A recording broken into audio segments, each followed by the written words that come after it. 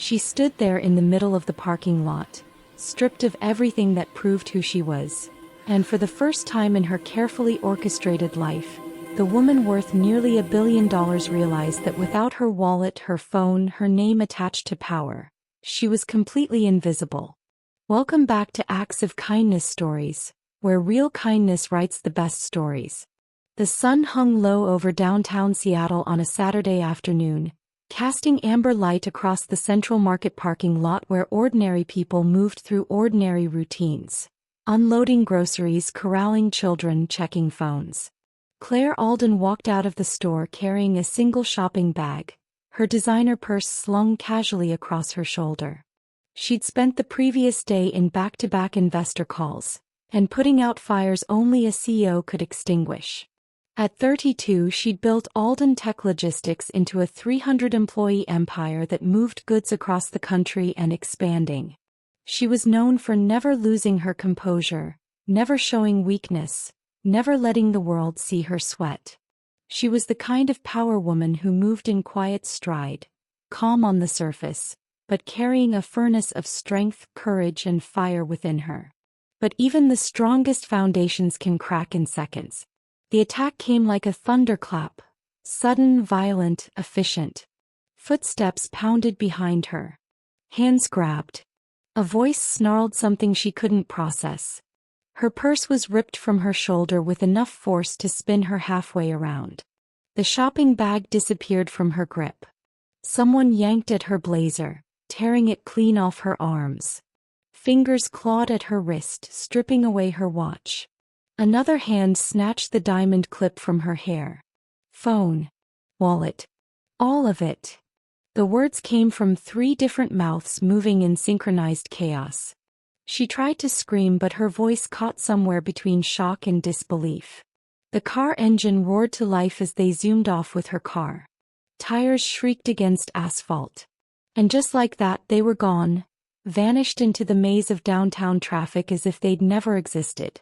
Claire stood frozen beside an oil-stained parking line, her chest heaving, her hands trembling so violently she had to clutch them together to make them stop. Everything she'd carried into that store had been erased. No phone to call for help. No wallet with identification. No credit cards. No cash. No keys to her penthouse. Even the blazer that marked her as someone important had been stolen. She was nobody now. Just a woman in a torn blouse and slacks, standing alone in a parking lot full of strangers. She took a shaky breath and started walking toward the sidewalk, hoping to find someone, anyone, who might help. A woman in yoga clothes approached and Claire reached out. "Excuse me, I was just..." The woman clutched her purse tighter and sidestepped Claire like she was contagious. "Sorry, I don't carry cash." "No, I just need..." But the woman was already gone. Claire tried again. A teenager with headphones scrolled past her, muttering, "Probably a scammer," without even making eye contact.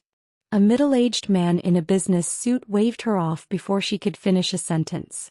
Another person pretended not to see her at all. The panic that had been circling her chest finally landed, heavy and suffocating. This was what invisibility felt like. This was what it meant to have no proof of your worth, no credentials to show, no power to command respect. She was Claire Alden, a name that opened boardroom doors and commanded million-dollar deals. But here, stripped of everything that validated her existence, she was less than a ghost. The wind picked up, biting through her thin blouse. Her legs felt unsteady. The noise of the city pressed in from all sides, indifferent and cold. Then a voice cut through the chaos. "Ma'am? Are you okay?"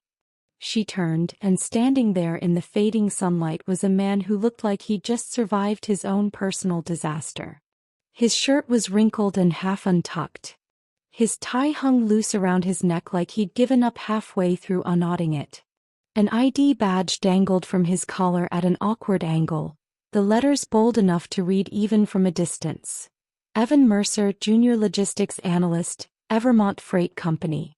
What Claire didn't know, what she couldn't have known, was that 20 minutes earlier, This man had walked out of his office building carrying a cardboard box filled with 5 years of his professional life. He'd been laid off. Not fired for cause. Not dismissed for incompetence. Just restructured. Replaced by software and budget cuts and the kind of corporate efficiency that treats people like line items. He'd sat in his car for 15 minutes, staring at the steering wheel, trying to figure out how to explain this to his landlord, his sister, himself. And yet here he stood, looking at Claire with something she hadn't seen in any other face today.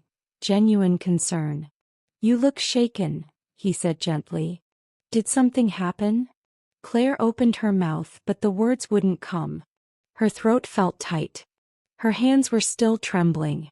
Evan set his cardboard box down on the pavement with care, as if it still mattered, as if it still held value. "Okay," he said softly. "Let's take this slow. My name's Evan. If you need help, you can talk to me. No pressure." Something inside Claire, some carefully constructed wall she'd spent years building, cracked down the middle. "I was robbed," she whispered. "They took everything."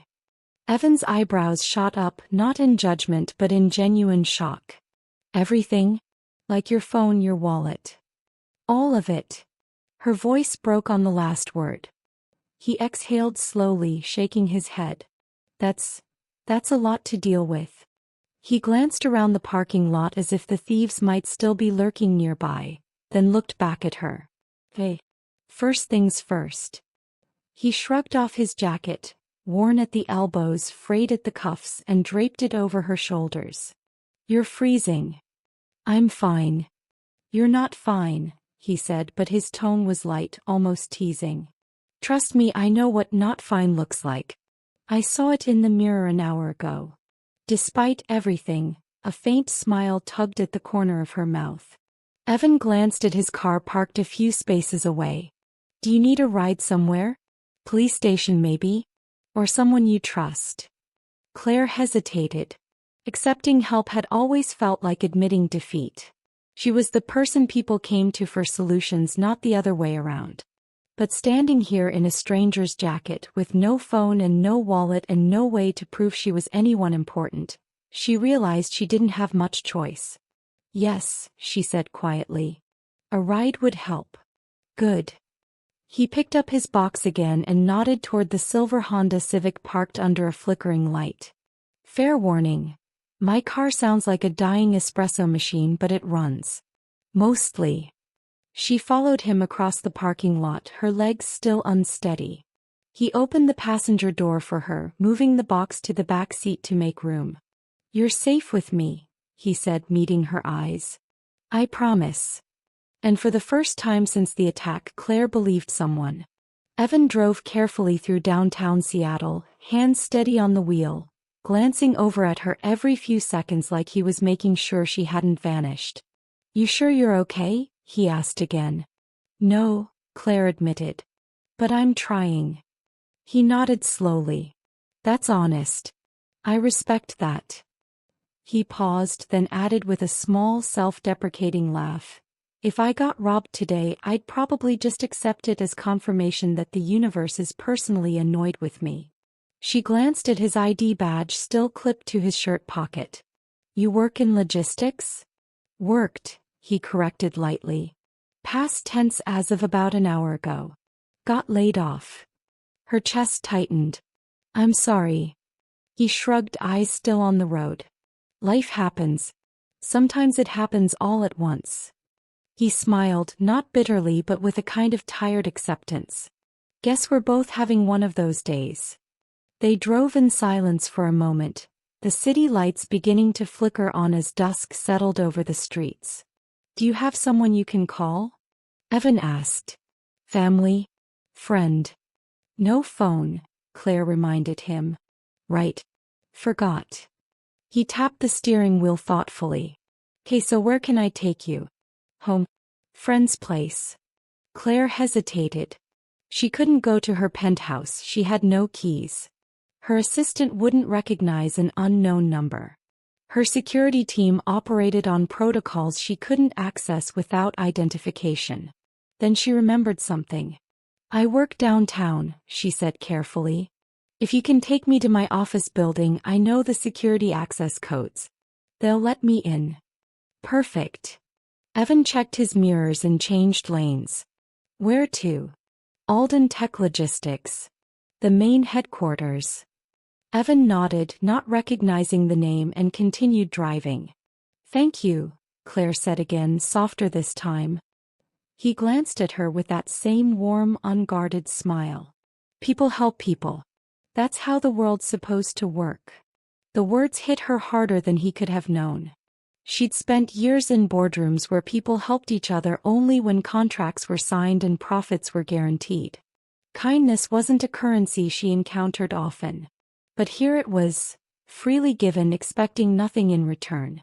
When Evan pulled up in front of the gleaming glass tower that housed Alden Tech Logistics, he let out a low whistle. You work here? Claire nodded. This place looks like it was designed by someone who thought regular buildings weren't impressive enough. He peered up at the top floors. What do you do? Before she could answer, two security guards rushed toward the car, their faces flooded with relief. Ms. Alden. We've been trying to reach you.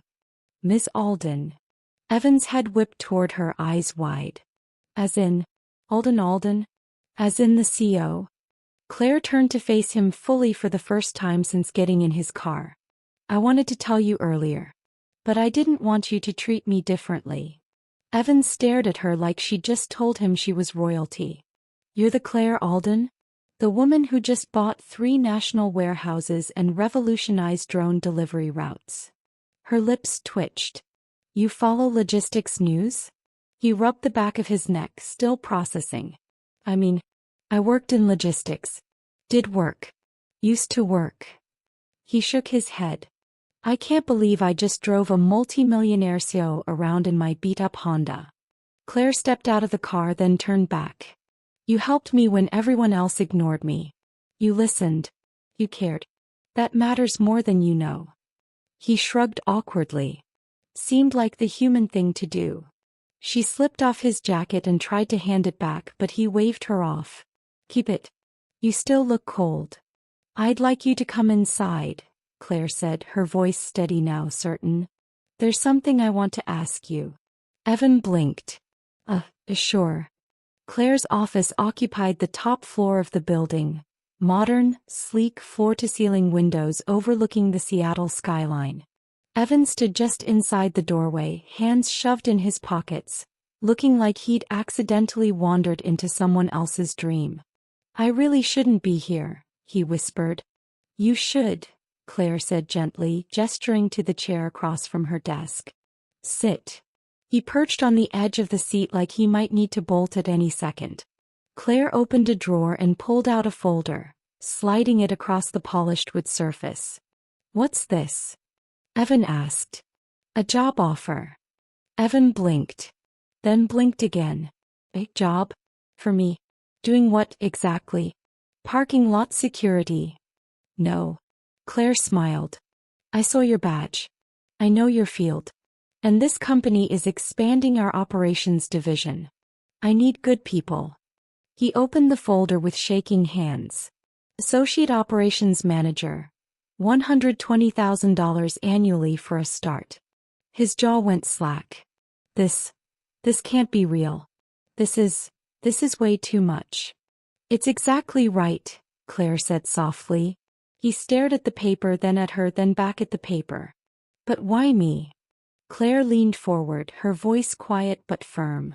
Because today, when I had nothing, when I was invisible and powerless and scared, you saw me. You helped without knowing who I was. You gave without expecting anything back. A tear slipped down her cheek before she could stop it, the last remnant of the fear she'd carried all afternoon. You reminded me that kindness still exists, that decency still matters. And if I'm building a company, I want it filled with people like you. Evan's hands trembled as he held the paper. You're sure about this? Absolutely certain.